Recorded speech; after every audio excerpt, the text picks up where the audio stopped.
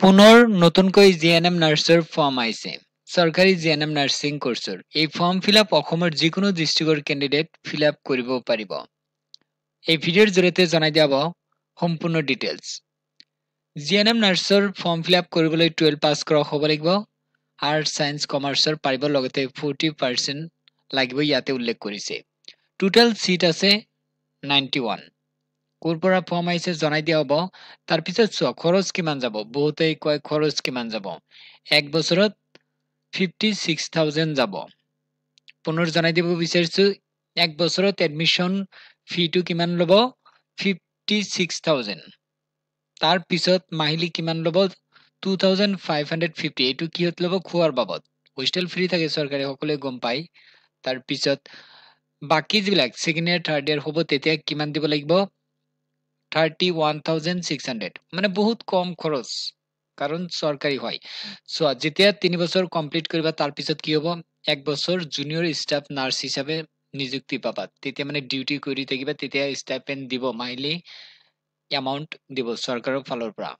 যেতিয়া এক বছৰ হ'ব তেতিয়া কি হ'ব তোমালোকৰ অভিজ্ঞতা হ'ব আৰু যেতিয়া জবত এপ্লাই কৰিব সোনকালে পোৱাৰ মানে চান্স থাকে। এতিয়া জনাই দিয়া হ'ব ক'ৰ পৰা ফৰ্ম আহিছে। এই ফৰ্ম আহিছে, নতুন ফৰ্ম আহিছে যিখন টপ 3 কলেজ আছে ইণ্ডিয়াৰ ভিতৰত চিএমচি কলেজ বুলি কয়। এইমছ, তাৰপিছত জিপমাৰ, তাৰপিছত এইখন আছে চিএমচি। তামিলনাডুত আছে। খ্ৰীষ্টিয়ান মেডিকেল কলেজ বুলি কোৱা হয়, মানে অসমৰ বাহিৰত। যদি কোনোবাই কৰিব বিচাৰিছে ফৰ্ম ফিলআপ কৰিব পাৰিব। মাৰ্চ মাহৰ 28 তাৰিখলৈকে ফৰ্ম ফিলআপ মানে চলি থাকিব। এতিয়া চোৱা আৰু এটা ইম্পৰ্টেণ্ট পইণ্ট জনাই দিব বিচাৰিছো। কোনোবাই যদি কেণ্ডিডেট অসমত DMLT কৰিব বিচাৰিছে, পৰীক্ষা দিব নালাগে, ডাইৰেক্ট এডমিশ্যন ল'ব পাৰিবা।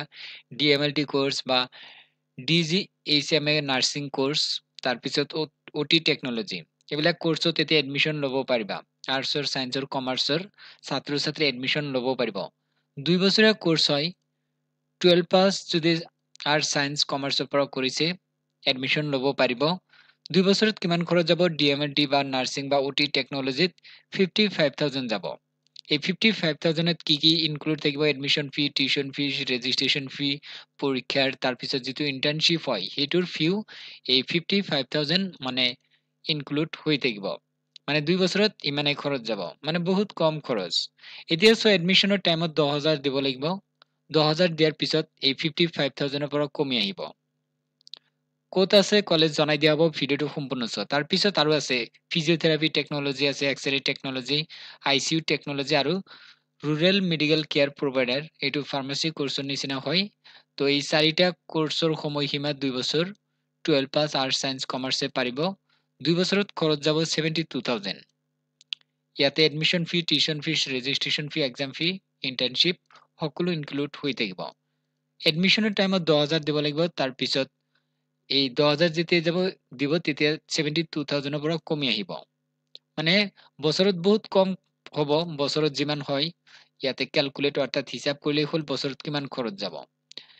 কলেজ ক'ত আছে জনাই দিয়া হ'ব। দৰং ডিষ্ট্ৰিক্টত আছে central institute of allied health science. মঙলদৈত আছে ইছলামপুৰ চকত দৰং ডিষ্ট্ৰিক্টত। এই এপ্ৰুভ বাই হ'ল, এই ইনষ্টিটিউট এপ্ৰুভ বাই হ'ল BSS vocational education national agency promoted by government of India. Assam চৰকাৰ মানে ভাৰত চৰকাৰে প্ৰমোট কৰিছে। তো বহুতে এডমিশ্যন লৈ ক্লাছ কৰি আছে অলৰেডি। মই আগৰ ভিডিঅ'ত জনাই দিছো। কোনোবাই যদি কৰিব বিচাৰিছে কম খৰচতে কৰিব পাৰিবা। তোমালোকৰ মানে এইটো বহুত সুবিধা হ'ব। নাম্বাৰ এতিয়া দিয়া হ'ব, চ' এইটো নাম্বাৰ তোমালোকে এই নাম্বাৰত কণ্টেক্ট কৰিবা। স্ক্ৰীনত দেখা পাই আছে এই নাম্বাৰত যোগাযোগ কৰি তোমালোকে এডমিশ্যন লৈ ল'বা। বৰ্তমান এডমিশ্যন চলি আছে, ক্লাছ আৰম্ভ হৈছে। যিসকলে কোৰ্চত ল'ব বিচাৰিছা, মই যিমানবোৰ কোৰ্চৰ নাম কৈছো যিকোনো এটা চইচ কৰি দিয়া। তোমালোকে চোৱা এক্সৰে টেকনলজি, এইবিলাক যদি কোনোবাই জব নাপায় নিজে এক্সৰে খুলি ল'ব পাৰিব। তাৰপিছত এইবিলাক ফাৰ্মাচীৰ নিচিনা কোৰ্চ হয়। তাৰপিছত নাৰ্ছিং কোৰ্চতো ভালে আজিকালি ডিমাণ্ড হৈ আছে। DMLT এইবিলাকত যদি ল'ব বিচাৰিছে ল'ব পাৰিবা আৰু কম খৰচতে কোৰ্চ কমপ্লিট কৰিব পাৰিবা। এডমিশ্যন ল'বলৈ যোগাযোগ কৰা নাম্বাৰ দিছো। এডমিশ্যন লৈ বহুতে কিন্তু ক্লাছ কৰি আছে। আৰু গাৰ্লছৰ মানে হোষ্টেল আছে। আগৰ ভিডিঅ'ত মই জনাই দিছো যে গাৰ্লছৰ হোষ্টেল ধুনীয়া আছে, মই চাইছো। ৰুমতে বাথৰুম এটাচ আছে, কিটচেন এটাচ আছে, কোনো ধৰণৰ টেনচন নাই। তাৰপিছত ল'ৰাবিলাকৰ কি হ'ব মানে নিজে ৰুম লৈ তাতে ৰুম পাই যায়। ৰুম লৈ মানে ক্লাছ কৰিব লাগিব।